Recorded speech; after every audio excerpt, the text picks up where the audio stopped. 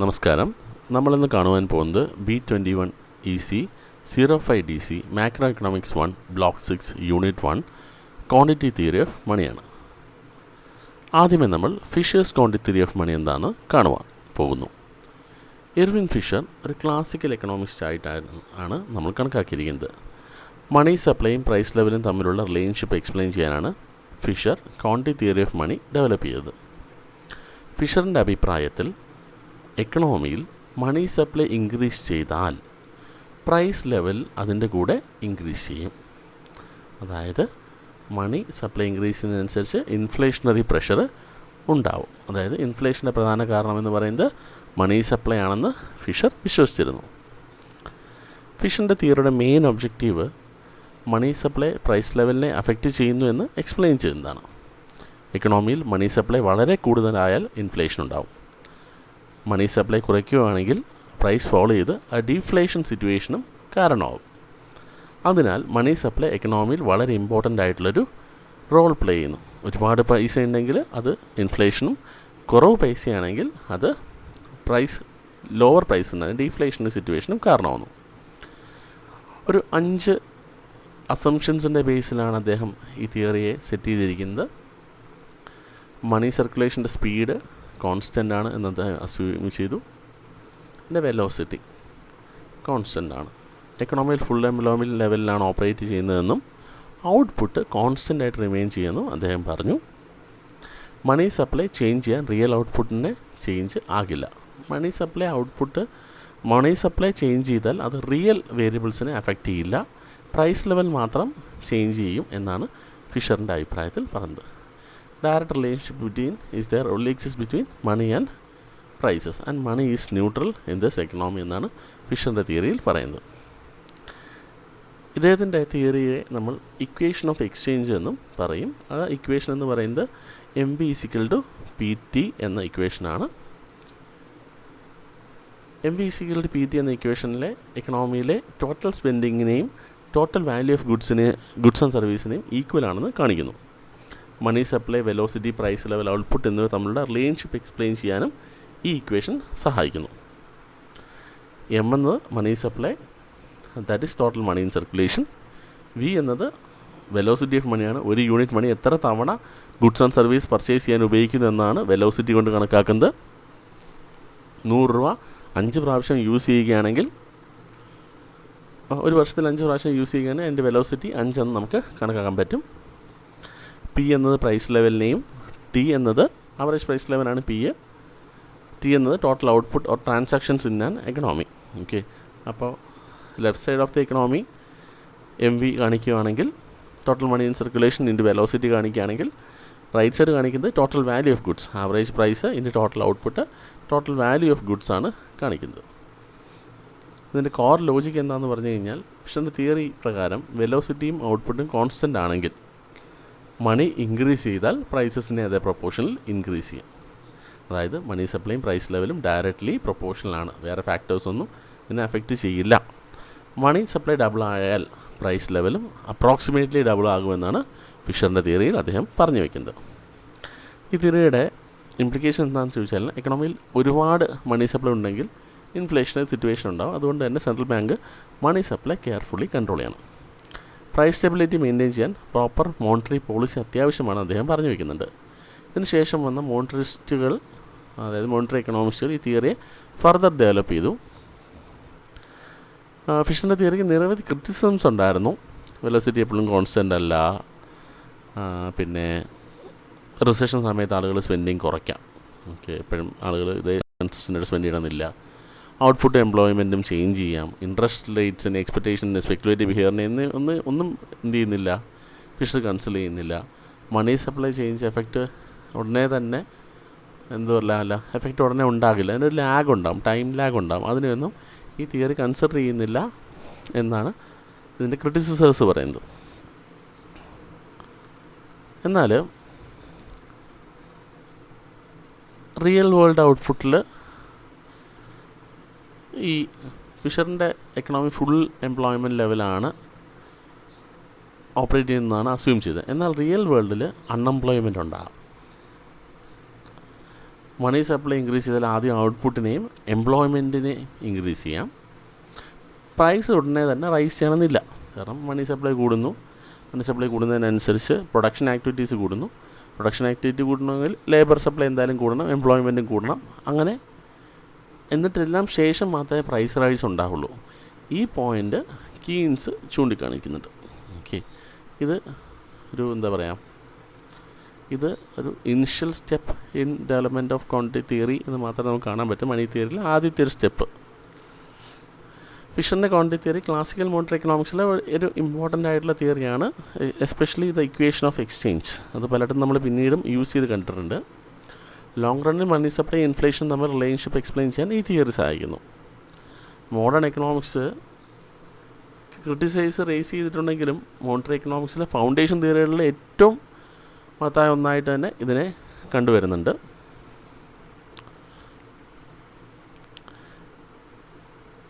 ഫിഷറിൻ്റെ മണി സപ്ലൈയും പ്രൈസ് ലെവലും നമ്മളുടെ ഡയറക്റ്റ് റിലേഷൻഷിപ്പ് എക്സ്പ്ലെയിൻ ചെയ്യാനാണ് ഈ തിയറി ഉപയോഗിക്കുന്നത്. MV=PT എന്ന ഇക്വേഷൻ ഓഫ് എക്സ്ചേഞ്ച് മോണിറ്ററി എക്കണോമിക്സിലെ ഫേമസ് ഇക്വേഷനാണ്. മോണിറ്ററിസ്റ്റുകൾ ഭാവിയിൽ ഇത് ഫർദർ ഡെവലപ്പ് ചെയ്യുന്നുണ്ട്. എക്സസ് മണി സപ്ലൈക്ക് ഇൻഫ്ലേഷൻ ഒരു കാരണമാകുന്ന അദ്ദേഹം പറഞ്ഞു വയ്ക്കുന്നൊരു പോയിൻ്റ് ചില കണ്ടീഷൻസിൽ നമുക്ക് കറക്റ്റായെന്ന് മനസ്സിലാവുകയും ചെയ്യും. ലിമിറ്റേഷൻസ് ഉണ്ടെങ്കിലും ലോങ് റൺ മോണിറ്ററി അനാലിസിസിൽ ഈ തിയറി ഇന്നും ഒരു ഇമ്പോർട്ടൻറ്റ് തിയറി ആയിട്ട് തന്നെ എക്സിസ്റ്റ് ചെയ്യുന്നുണ്ട്. ഓക്കെ, ഇതാണ് ഫിഷറിൻ്റെ തിയറിയെക്കുറിച്ച് പറയാനുള്ളത്. അടുത്തായിട്ട് നമ്മൾ ക്ലാസിക്കൽ ഡൈക്കോട്ടമിയെക്കുറിച്ചാണ് പറയാൻ പോകുന്നത്. ക്ലാസിക്കൽ എക്കണോമിക്സിലൊരു ഇമ്പോർട്ടൻറ്റ് കോൺസെപ്റ്റാണ് ക്ലാസിക്കൽ ഡൈക്കോട്ടമി സംസാരിക്കുന്നത്. എക്കണോമിയെ 2 പാർട്ടായിട്ട് ഡിവൈഡ് ചെയ്യാമെന്നാണ് ക്ലാസിക്കൽ എക്കണോമിക്സ് പറഞ്ഞു വയ്ക്കുന്നത്. അതായത് റിയൽ എക്കണോമിയും മോണിറ്ററി എക്കണോമിയും. David Ricardo, John Stuart Mill പോലുള്ള എക്കണോമിസ്റ്റുകൾ ഈ കോൺസെപ്റ്റിനെ ഫർദറായിട്ട് ഡെവലപ്പ് ചെയ്യുന്നുണ്ട്. മണി എക്കണോമിയും റിയൽ എക്കണോമിയും സെപ്പറേറ്റ് ആയിട്ട് ഫങ്ഷൻ ചെയ്യുന്നുവെന്നാണ് ഈ എക്കണോമിസ്റ്റുകളുടെ വ്യൂവിൽ പറയുന്നത്. അതാണ് ക്ലാസിക്കൽ ഡൈക്കോട്ടമി. എന്താണ് ഈ ഡൈക്കോട്ടമി എന്താണെന്ന് പറഞ്ഞാൽ, നമ്മുടെ ഈ കശുമാവില്ലേ, കശുവണ്ടിക്ക് കാഷ്യൂനട്ടിന് ഒരു 2 സ്ഥലങ്ങളുണ്ടല്ലോ, 2 നട്ടുകളുണ്ട്. Okay, it can be split in 2 equal sides, symmetric ആയിട്ടുള്ള 2 സൈഡ്സ് ആയിട്ട് മാറ്റാം. അതാണ് ഡൈക്കോട്ടമി സീഡ്സ് എന്നൊക്കെ അതിനെയാണ് വിളിക്കുന്നത്. ഇവിടെ അങ്ങനെ 2ആയിട്ട് സ്പ്ലിറ്റ് ചെയ്യാൻ പറ്റുമെന്നുള്ളതാണ് ഇവർ പറയുന്നത്. 2ആയിട്ട് വേർതിരിഞ്ഞ് നിൽക്കും. റിയൽ വേരിയബിൾസ് എന്ന് പറഞ്ഞു കഴിഞ്ഞാൽ ആക്ച്വൽ പ്രൊഡക്റ്റീവ് ആക്ടിവിറ്റീസിനെ റെപ്രസെൻ്റ് ചെയ്യുന്ന real GDP, employment, real wage, production, investment എന്നിവയാണ്. ഇവ എക്കണോമിയിൽ ആക്ച്വൽ ഗുഡ്സ് ആൻഡ് സർവീസസ് എത്ര പ്രൊഡ്യൂസ് ചെയ്യുന്നതെന്ന് കാണിക്കുന്നു. മണി വാല്യൂ കൺസിഡർ ചെയ്യാതെ റിയൽ എക്കണോമിക് ആക്ടിവിറ്റി മെഷർ ചെയ്യുന്നതാണ് റിയൽ വേരിയബിൾസ് എന്ന് പറയുന്നത്. നോമിനൽ വേരിയബിൾസ് മോണിറ്ററി ടേംസിൽ എക്സ്പ്രസ് ചെയ്യുന്ന വേരിയബിൾസാണ്. ഇതാണ് മറ്റേ സെക്കൻഡ് സൈഡായിട്ടുള്ള മോണിറ്ററി സൈഡിൽ, റിയൽ സൈഡും മോണിറ്ററി സൈഡും വരുന്നത്. മണി സപ്ലൈയിൽ പ്രൈസ് ലെവലും നോമിനൽ വേജസും money supply, price level, nominal wages എന്നിവയാണ് നോമിനൽ വേരിയബിൾസ് ആയിട്ട് നമ്മൾ കൺസിഡർ ചെയ്യുന്നത്. ഇവ മാർക്കറ്റ് വാല്യൂ കാണിക്കുന്നു, പക്ഷേ ആക്ച്വൽ പ്രൊഡക്ഷൻ ക്വാണ്ടിറ്റി അല്ല കാണിക്കുന്നത്. ഉദാഹരണത്തിന് 1000 രൂപയുടെ സാലറി ഒരു നോമിനൽ വേജാണ്. ഇൻഫ്ലേഷൻ അഡ്ജസ്റ്റ് ചെയ്ത വേജ് റിയൽ വേജാണ്. ഓക്കെ, ഇത് നോമിനൽ വേജ് എന്ന് പറഞ്ഞാൽ പ്രൊഡക്ഷൻ ക്വാണ്ടിറ്റി എക്സ്പ്ലെയിൻ ചെയ്യുന്നതല്ല, കൃത്യമായിട്ട് എന്താണോ അതിനെ മോണിറ്ററി ടേംസിൽ എക്സ്പ്രസ് ചെയ്യുന്നു എന്നുള്ളതാണ്. ക്ലാസിക്കൽ എക്കണോമിക്സിൻ്റെ അഭിപ്രായത്തിൽ മോണിറ്ററി സെക്ടറും റിയൽ സെക്ടറും സെപ്പറേറ്റ് ആണ്. മണി സപ്ലൈയിലെ ചേഞ്ച് റിയൽ ഔട്ട്പുട്ടിനെ, എംപ്ലോയ്മെൻറ്റിനെ, പ്രൊഡക്ഷൻ എന്നിവയെ ബാധിക്കില്ല. മണി സപ്ലൈ ഉണ്ടാക്കിക്കഴിഞ്ഞാൽ മണി പ്രൈസ് ലെവലിനെ മാത്രം അഫക്റ്റ് ചെയ്യും. അതുകൊണ്ട് മണി ഒരു വെയിൽ മാത്രമെന്നാണ് അവർ പറയുന്നത്, ഒരു തിരശ്ശീല, ഒരു മറവ് പോലെ. ഓക്കെ, അത് മാത്രമെന്നാണ് അവർ പറയുന്നത്. ക്ലാസിക്കൽ ഡൈക്കോട്ടമിയുടെ അസംഷൻസ് ബേസിലാണ് ക്ലാസിക്കൽ ഡൈക്കോട്ടമി എക്സ്പ്ലെയിൻ ചെയ്യുന്നത്. നമുക്കറിയാമല്ലോ, എക്കണോമിക് തിയറീസ് എക്സ്പ്ലെയിൻ ചെയ്യാൻ നമ്മൾ അസംഷൻസ് ആണ് യൂസ് ചെയ്യുന്നത്. മാർക്കറ്റ് പെർഫെക്റ്റ് കോമ്പറ്റീറ്റീവ് ആയിട്ടുള്ളൊരു മാർക്കറ്റാണ് എക്സിസ്റ്റ് ചെയ്യുന്നത്. പ്രൈസും വേജസും ഫ്ലെക്സിബിളാണ്. എക്കണോമി ലോങ് റൺ ഇക്വിലിബ്രിയത്തിലും ഫുൾ എംപ്ലോയ്മെൻറ്റിലും റൺ ചെയ്യുന്നുണ്ട്. ഈ എക്കണോമിയിലെ ഇൻഫർമേഷൻ എല്ലാവർക്കും അവൈലബിൾ ആണ് എന്നാണ് ക്ലാസിക്കൽ ഡൈക്കോട്ടമിയുടെ അസംഷൻസ്. ക്വാണ്ടിറ്റി തിയറിയും ക്ലാസിക്കൽ ഡൈക്കോട്ടമിയും ക്ലോസ്ലി റിലേറ്റഡ് ആണ്. MV=PT പ്രകാരം വെലോസിറ്റിയും ഔട്ട്പുട്ടും കോൺസ്റ്റൻ്റ് ആണെങ്കിൽ എം വി സികളുടെ പി ടി ഇക്വേഷൻ, അത് ഫിഷറിൻ്റെ ഇക്വേഷൻ ഓഫ് എക്സ്ചേഞ്ച് പ്രകാരം വെലോസിറ്റി ഔട്ട്പുട്ടും കോൺസ്റ്റൻ്റ് ആണെങ്കിൽ മണി സപ്ലൈ ഇൻക്രീസ് ചെയ്യാൻ പ്രൈസ് ലെവൽ ഇൻക്രീസ് ചെയ്യും, ബാക്കി ഒരു ഫാക്ടേഴ്സിനെയും അഫക്റ്റ് ചെയ്യില്ല. അതായത് മോണിറ്ററി സെക്ടറിൽ ഉണ്ടാകുന്ന മാറ്റങ്ങൾ മോണിറ്ററി സെക്ടറിനെ മാത്രം അഫക്റ്റ് ചെയ്യും, റിയൽ ഔട്ട്പുട്ട്സിനെ അത് ചേഞ്ച് ചെയ്യില്ല. ഇതാണ് മോണിറ്ററി അല്ലെങ്കിൽ മണി ന്യൂട്രാലിറ്റി കോൺസെപ്റ്റ് എന്ന് പറയുന്നത്. സപ്പോസ് എക്കണോമിയിൽ ഒരു 100 ഗുഡ്സ് പ്രൊഡ്യൂസ് ചെയ്യുന്നു, ഓരോ ഗുഡ്സിൻ്റെയും പ്രൈസ് 10 രൂപയാണ്. അപ്പോൾ ടോട്ടൽ വാല്യൂ എന്ന് പറയുന്നത് 100 × 10 1000 ആയിരിക്കും. മണി സപ്ലൈ ഡബിൾ ചെയ്താൽ ക്ലാസിക്കൽ എക്കണോമിക്സ് പ്രകാരം പ്രൈസ് 20 ഡബിൾ ചെയ്യും, പക്ഷേ ഔട്ട്പുട്ട് 100 യൂണിറ്റ്സ് തന്നെയായിരിക്കും. അതായത് റിയൽ എക്കണോമിയിൽ ചേഞ്ച് ഒന്നും സംഭവിക്കുന്നില്ല. മണി സപ്ലൈ അങ്ങനെ മാറിയാൽ ഉടനെ എന്ത് ചെയ്യുന്നില്ല, റിയൽ എക്കണോമിയിൽ മാറുന്നില്ല. അതായത് റിയൽ എക്കണോമിയിൽ ചേഞ്ച് ഒന്നുമില്ല, പ്രൈസസ് മാത്രം ചേഞ്ച് ചെയ്യുന്നു. മണി സപ്ലൈ ഇപ്പോൾ ഡബിളായി, മണി സപ്ലൈ ഡബിൾ ആകുമ്പോൾ പ്രൈസ് എന്ത് ചെയ്യുന്നു, ഇരട്ടിയാവുന്നു, പക്ഷേ output remains at 100 units itself. Money neutrality എന്ത്, മണി സപ്ലൈയിലെ ചേഞ്ചസ് റിയൽ എക്കണോമി അഫക്റ്റ് ചെയ്യില്ല എന്ന ആശയമാണ്. മണി സപ്ലൈ ഇൻക്രീസ് ചെയ്താൽ ഇൻഫ്ലേഷൻ ഉണ്ടാവും, പക്ഷേ ഔട്ട്പുട്ട്, എംപ്ലോയ്മെൻറ്റ്, പ്രൊഡക്ഷൻ എന്നിവ ലോങ് റണ്ണിൽ ചേഞ്ച് ആകില്ല എന്നാണ് ക്ലാസിക്കൽ എക്കണോമിക്സ് പറഞ്ഞു വയ്ക്കുന്നത്. ക്ലാസിക്കൽ എക്കോണമിയുടെ important implication monetary policy long റണ്ണിൽ ഇൻഎഫക്റ്റീവ് ആണെന്നുള്ളതാണ്. ഗവൺമെൻറ് ഇൻ്റർവെൻഷൻ ആവശ്യമില്ല എന്ന് ക്ലാസിക്കൽ എക്കണോമിക്സ് വിശ്വസിച്ചത്. മാർക്കറ്റ് ഓട്ടോമാറ്റിക്കലി അഡ്ജസ്റ്റ് ചെയ്ത് ഇക്വിലിബ്രിയം അച്ചീവ് ചെയ്യുമെന്നാണ് അവർ പറയുന്നത്. ഇത് ലേസേഴ്സ് ഫെയർ പോളിസി, അതായത് ഗവൺമെൻറ് ഇൻ്റർവെൻഷൻ ലിമിറ്റഡ് ആയിരിക്കണം, മാർക്കറ്റിന് ഒരു സെൽഫ് കറക്റ്റിംഗ് മെക്കാനിസം ഉണ്ട് എന്ന് പറഞ്ഞു വയ്ക്കുന്ന മോണിറ്ററി പോളിസി ലോങ് റണ്ണിൽ ഇൻഎഫക്റ്റീവ് ആണെന്ന് സ്ഥാപിക്കുന്ന തിയറിയാണ് ക്ലാസിക്കൽ ഡൈക്കോട്ടമി എന്ന് പറയുന്നത്. എന്നാൽ കൈനീഷ്യൻസ് അല്ലെങ്കിൽ കീൻസ് തന്നെ ഈ ക്ലാസിക്കൽ തിയറിയെ ഡൈക്കോട്ടമിയെ റിജക്റ്റ് ചെയ്യുന്നുണ്ട്. റിയൽ വേൾഡിൽ പ്രൈസസും വേജസും അത്ര പെട്ടെന്ന് അഡ്ജസ്റ്റ് ചെയ്യില്ല എന്നാണ് കീൻസ് പറയുന്നത്. മണി സപ്ലൈ ചേഞ്ചസിനെ ഇൻട്രസ്റ്റ് റേറ്റിനെ അഫക്റ്റ് ചെയ്യും. ഇൻട്രസ്റ്റ് റേറ്റ് ചേഞ്ച് ആയാൽ ഇൻവെസ്റ്റ്മെൻറ്റും ഔട്ട്പുട്ടും എംപ്ലോയ്മെൻറ്റും എന്നിവ ഇൻഫ്ലുവൻസ് ചെയ്യപ്പെടുമെന്നാണ് കീൻസിൻ്റെ വ്യൂ. അതായത് മണി സപ്ലൈ ചേഞ്ച് ചെയ്താൽ പെട്ടെന്ന് ഇമ്പാക്റ്റ് ആവുന്നത് പ്രൈസല്ല, ഇൻട്രസ്റ്റ് റേറ്റ് ആണ്. അതിനുശേഷം അത് ഇൻവെസ്റ്റ്മെൻറ്റിനെ ബാധിക്കുന്നു. അങ്ങനെയാണ് എംപ്ലോയ്മെൻറ്റ്, ഔട്ട്പുട്ടും എല്ലാം ചേഞ്ച് ആവുന്നതാണ് കീൻസിൻ്റെ ഒരു വാദം.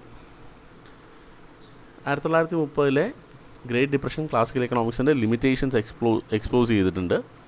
ലാർജ് അൺഎംപ്ലോയ്മെൻറ്റും തകർന്നുകൊണ്ടിരിക്കുന്ന ഔട്ട്പുട്ടും എക്കണോമി ഓട്ടോമാറ്റിക്കായിട്ട് റിക്കവർ ചെയ്യാത്ത അവസ്ഥയും വേജസ് പ്രൈസും ഫോളോ ചെയ്തിട്ടും റിക്കവറി ഒന്നും ഉണ്ടായില്ല.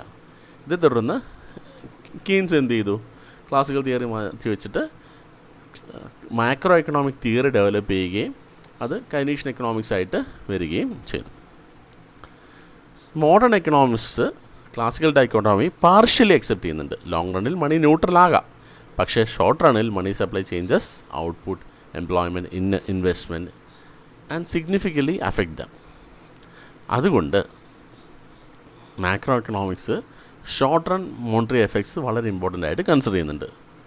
പ്രത്യേകിച്ചും ക്ലാസിക്കൽ ഡൈക്കോട്ടോമി എക്കണോമിയിലെ റിയൽ വേരിയബിൾസും നോമിനൽ വേരിയബിൾസുമായിട്ട് രണ്ടായിട്ട് സെപ്പറേറ്റ് ചെയ്യുന്നുണ്ട്. മണി സപ്ലൈ ലോങ് റണ്ണിൽ പ്രൈസിനെ മാത്രം അഫക്റ്റ് ചെയ്യുന്ന ക്ലാസിക്കൽ എക്കണോമിക്സ് പറയുന്നു. പക്ഷേ എന്നാൽ കീൻസ് ഷോർട്ട് റണ്ണിൽ മണി റിയൽ എക്കണോമി അഫക്റ്റ് ചെയ്യുന്നുവെന്ന് നമുക്ക് കാണിച്ചു തരികയും ചെയ്യുന്നുണ്ട്. ക്ലാസിക്കൽസിന് മണി ന്യൂട്രാലിറ്റിയെക്കുറിച്ച് പറയുമ്പോൾ കീൻസ് പറയുന്നത് ഷോർട്ട് റണ്ണിൽ മണിയിലുണ്ടാകുന്ന അല്ലെങ്കിൽ മണി സപ്ലൈയിൽ ഉണ്ടാകുന്ന ചേഞ്ചസ് റിയൽ എക്കണോമിയെ കൃത്യമായിട്ട് അഫക്റ്റ് ചെയ്യുന്നുണ്ടെന്ന് അദ്ദേഹം നമുക്ക് മാക്രോ എക്കണോമിക് തിയറി വഴി തെളിയിച്ച് തന്നിട്ടുണ്ട്. ഇതാണ് ക്ലാസിക്കൽ ഡൈക്കോട്ടമിയെക്കുറിച്ച് നമുക്ക് പറയാനുള്ളത്. അടുത്തായിട്ട് നമ്മൾ ന്യൂട്രാലിറ്റി ഓഫ് മണി എന്താണെന്നാണ് കാണുന്നത്. ന്യൂട്രാലിറ്റി ഓഫ് മണി ക്ലാസിക്കൽ എക്കണോമിക്സിലെ ഇമ്പോർട്ടൻറ്റ് കോൺസെപ്റ്റാണ്. നമ്മൾ നേരത്തെ പറഞ്ഞതാണിത്. മണി സപ്ലൈ ചേഞ്ച് ചെയ്താൽ പ്രൈസസും വേജസും പോലുള്ള നോമിനൽ വേരിയബിൾസ് മാത്രമാണ് ചേഞ്ച് ചെയ്യുക. റിയൽ വേരിയബിൾ ആയിട്ടുള്ള ഔട്ട്പുട്ട്, എംപ്ലോയ്മെൻറ്റ്, റിയൽ വേജസ് എന്നിവ ലോങ് റണ്ണിൽ ചേഞ്ച് ആകില്ല എന്നാണ് ക്ലാസിക്കൽ എക്കണോമിക്സ് പറയുന്നത്. മണി എക്കണോമിയിൽ മീഡിയം ഓഫ് എക്സ്ചേഞ്ച് ആയിട്ട് മാത്രം പ്രവർത്തിക്കുന്നതെന്നാണ് ഇവരുടെ വാദം.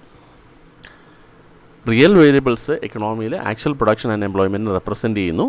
നോമിനൽ വേരിയബിൾസ് മോണിറ്ററി ടേംസിൽ എക്സ്പ്രസ് ചെയ്യുന്ന വേരിയബിൾസാണ്. ക്ലാസിക്കൽ എക്കണോമിക്സിൻ്റെ അഭിപ്രായത്തിൽ മണി സപ്ലൈ ചേഞ്ചസ് നോമിനൽ വേരിയബിൾസിന് മാത്രമാണ് അഫക്റ്റ് ചെയ്യുന്നത്, റിയൽ വേരിയബിൾസിനെ അഫക്റ്റ് ചെയ്യുന്നില്ല. ക്ലാസിക്കൽ എക്കണോമിക്സ് പ്രകാരം ഔട്ട്പുട്ട് എംപ്ലോയ്മെൻറ്റ് മണി സപ്ലൈ കൊണ്ട് ഡിറ്റർമൈൻ ചെയ്യാൻ പറ്റില്ല എന്നാണ് ക്ലാസിക്കൽ എക്കണോമിക്സ് പറയുന്നത്. ടെക്നോളജി, ലേബർ, ക്യാപിറ്റൽ സ്റ്റോക്ക് പോലുള്ള റിയൽ ഫാക്ടേഴ്സാണ് ഔട്ട്പുട്ടിനെ ഡിറ്റർമൈൻ ചെയ്യുന്നത്. മണി സപ്ലൈ ഇൻക്രീസ് ചെയ്താൽ പ്രൈസ് ലെവൽ ഇൻക്രീസ് ചെയ്യും, പക്ഷേ റിയൽ പ്രൊഡക്ഷൻ അതിനെ അഫക്റ്റ് ചെയ്യുകയില്ല എന്നാണ് പറഞ്ഞു വയ്ക്കുന്നത്. ക്ലാസിക്കൽ എക്കണോമിസ്റ്റുകൾ പ്രൈസും വേജസും ഫുള്ളി ഫ്ലെക്സിബിൾ ആണെന്ന് അസ്യൂം ചെയ്തു. മണി സപ്ലൈ ഇൻക്രീസ് ചെയ്താൽ പ്രൈസസും വേജസും പ്രൊപ്പോർഷനേറ്റ്ലി ഇൻക്രീസ് ചെയ്യും. അതുകൊണ്ട് ആളുകളുടെ റിയൽ പർച്ചേസിങ് പവർ അൺചേഞ്ച്ഡ് ആയിട്ട് അവിടെ നിൽക്കും. മണി സപ്ലൈ കൂടുന്നു, പ്രൈസ് ചേഞ്ച് ഉണ്ടാകുന്നു, വേജസും ചേഞ്ച് ചെയ്യുന്നു, അതുകൊണ്ട് പർച്ചേസിങ് പവറിൽ മാറ്റം ഉണ്ടാകുന്നില്ല. നോമിനൽ ഇൻകം ഇൻക്രീസ് ചെയ്താലും റിയൽ ബെനിഫിറ്റ് ഉണ്ടാകുന്നില്ല എന്നുള്ളതാണ് ക്ലാസിക്കൽ എക്കണോമിസ്റ്റുകളുടെ ഒരു വ്യൂ പോയിൻ്റ് എന്ന് പറയുന്നത്. നമുക്ക് ഒരു എക്സാമ്പിൾ വഴി കാണാം. സപ്പോസ് എല്ലാവരും ഇൻകം ഡബിൾ ചെയ്തു, ഓക്കെ, പക്ഷേ പ്രൈസ് ചെയ്തതിനാൽ ആളുകൾക്ക് കൂടുതൽ ഗുഡ്സ് എന്ത് ചെയ്യുന്നില്ല, മേടിക്കാൻ പറ്റുന്നില്ല. കാരണം റിയൽ പർച്ചേസിങ് പവർ അപ്പോഴും സെയിം ആയിരിക്കും. അതായത് എക്കണോമിയിൽ മണി സപ്ലൈ കൂടി, ആളുകളുടെ ഇൻകം ഡബിൾ ചെയ്തു, പക്ഷേ അതിനനുസരിച്ച് തന്നെ പ്രൈസസും ഡബിൾ ചെയ്യുന്നത് കൊണ്ട് ഇപ്പോൾ എനിക്ക് 100 രൂപ സാലറി ഉണ്ടായിരുന്നു. അപ്പോൾ എനിക്ക് എന്ത് ചെയ്യാം, 10 രൂപയുടെ 10 പാക്കറ്റ് സാധനങ്ങൾ മേടിക്കാം. അപ്പോൾ എൻ്റെ സാലറി ഇരട്ടിയായി, 200 രൂപയായി. അപ്പോൾ ഈ 10 രൂപയുടെ പാക്കറ്റിന് എന്ത് ചെയ്യും, 20 രൂപയാവും. അപ്പോഴും എനിക്ക് എത്ര പാക്കറ്റേ മേടിക്കാൻ പറ്റത്തുള്ളൂ, 10 പാക്കറ്റേ മേടിക്കാൻ പറ്റുള്ളൂ. 10 × 200 200. എൻ്റെ സാലറി കൂടിയാലും എൻ്റെ പർച്ചേസിങ് പവറിൽ മാറ്റമൊന്നും ഉണ്ടാവുന്നില്ല. നമുക്ക് ADAS ഫ്രെയിംവർക്ക് ഉപയോഗിച്ച് ന്യൂട്രാലിറ്റി ഓഫ് മണിയെ എക്സ്പ്ലെയിൻ ചെയ്യാം. ഇനിഷ്യലി എക്കണോമി ഒരു ഫുൾ എംപ്ലോയ്മെൻറ്റ് ഇക്വിലിബ്രിയത്തിലാണ് എക്സിസ്റ്റ് ചെയ്യുന്നത്. മണി സപ്ലൈ ഇൻക്രീസ് ചെയ്താൽ aggregate demand rightward shift ചെയ്യും.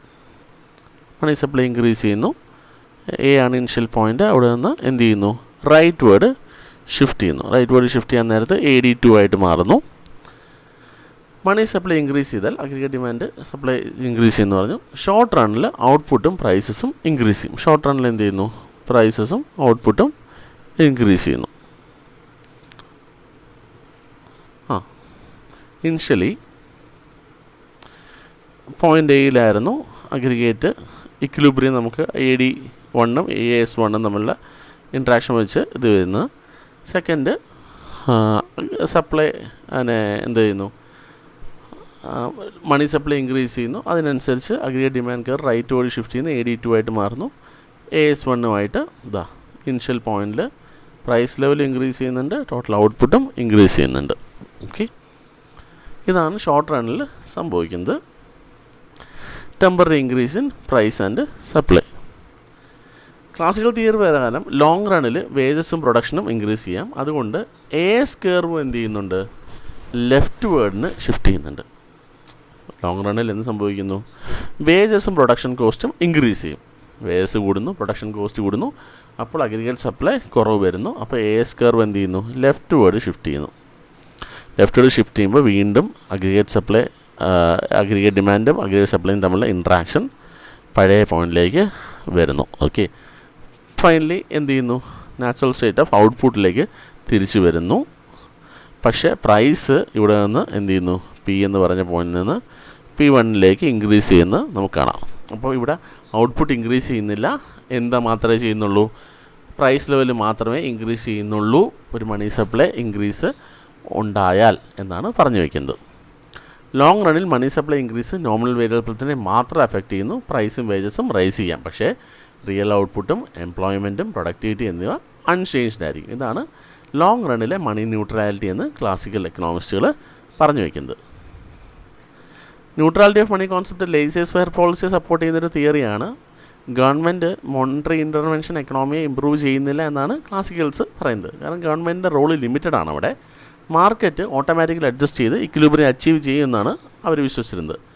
കെയ്ൻസ് ഷോർട്ട് റണ്ണിൽ മണി ന്യൂട്രൽ അല്ല എന്ന് പറഞ്ഞ് വയ്ക്കുന്നുണ്ട്. Money supply increase interest rate reduce ചെയ്യാൻ കാരണമാകുന്നു. ഇൻട്രസ്റ്റ് റേറ്റ് കുറയുമ്പോൾ ഇൻവെസ്റ്റ്മെൻറ്റ് ഇൻക്രീസ് ചെയ്യുന്നു. അതായത് ഇൻട്രസ്റ്റ് റേറ്റ് കുറഞ്ഞിരിക്കുകയാണ്. അപ്പോൾ ഇൻവെസ്റ്റേഴ്സ് വിചാരിക്കും ഇപ്പോൾ പലിശ കുറയുള്ളൂ, കുറച്ച് കാശ് പലിശയ്ക്ക് എടുത്തിട്ട് ഇൻവെസ്റ്റ് ചെയ്യുക, അതുവഴി എനിക്ക് റിട്ടേൺസ് കൂടുതൽ കിട്ടും. ഇൻവെസ്റ്റ്മെൻറ്റ് ഇൻക്രീസ് ചെയ്യുമ്പോൾ എന്ത് സംഭവിക്കുന്നു? ഔട്ട്പുട്ട് പ്രൊഡക്ഷൻ കൂടും. ഈ പ്രൊഡക്ഷൻ കൂട്ടാൻ വേണ്ടി എംപ്ലോയ്മെൻറ്റ് കൂട്ടിയേ പറ്റൂ. അപ്പോൾ എംപ്ലോയ്മെൻറ്റ് കൂട്ടാനും പ്രൊഡക്ഷൻ കൂട്ടാനും ഷോർട്ട് റണ്ണിൽ മണി സപ്ലൈയുടെ ഇൻക്രീസ് സഹായിക്കുമെന്നാണ് കീൻസ് പറയുന്നത്.